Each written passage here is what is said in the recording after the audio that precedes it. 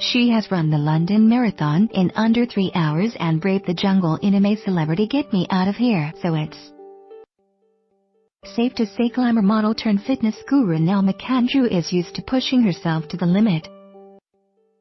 But it was an exercise session in a local park that almost became the mother of two's undoing after a tiny tick bite led to her developing potentially life-changing Lyme disease. It was a couple of summers ago and I did a boot camp class at my local park, recalls Nell, 44, who lives in London with husband Paul, her son Devin, 11, and daughter Anya, 4. I also run through the park. There are signs up saying you should always take precautions to cover up because of the risk of ticks in the area. But as the weather was so nice, I exercised in just shorts and a vest. It was that evening or the next day I noticed I had an unpleasant-looking bite on the calf of my left leg. I was breastfeeding my daughter at the time, so was very vigilant about my health. I took a photo of the bite and kept an eye on it over the next few days. The bite got worse and filled with pus, so Nell went to a walk-in center. She says they poked around it to make sure there were no remains of an insect in it. They then dressed the wound and I was sent home. Around that time, I also started to feel a bit fluey and my neck felt icky. My nose was running and I felt totally exhausted, which wasn't like me at all. By the following week she noticed a big red rash had developed around the bite. I worried it might be infected, so decided to get it checked out. It read about Lyme disease. A human Public Health England estimates that there are about 3,000 cases every year, but numbers are on the rise if untreated. Victims may suffer terrifying symptoms that affect their thinking, memory, and ability to process information. Early symptoms include a high temperature, muscle and joint pain, headaches, and fatigue in 2/3 of cases. People get a characteristic red rash around the bite mark, says Dr. Sandra Pearson, medical director at Lyme Disease Action.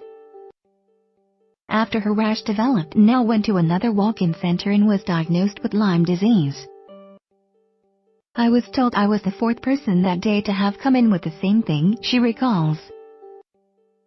The doctor said I was really unlucky to have picked it up, as it was quite a rare disease. I remember feeling as though it was my fault, as I hadn't covered up my legs when I was in the long grass. After a 21-day course of antibiotics, Nell felt better and her leg healed.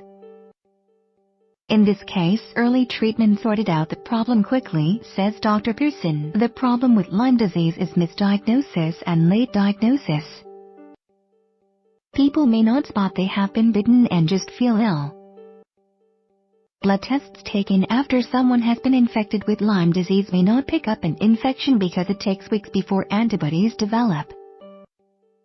Over time, the bacteria moves from the skin to the rest of the body, where it can attack the joints, heart and nervous system, and becomes harder to treat.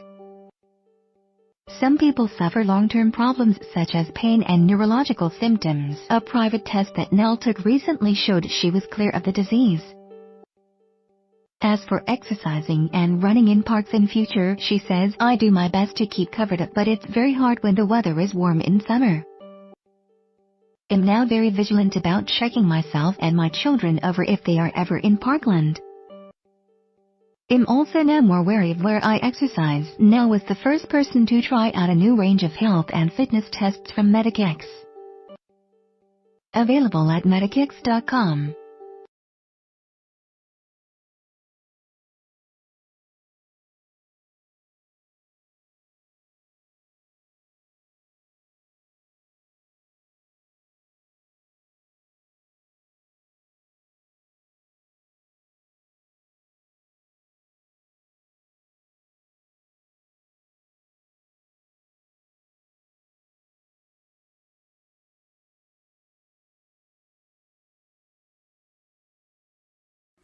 Where the freaks at?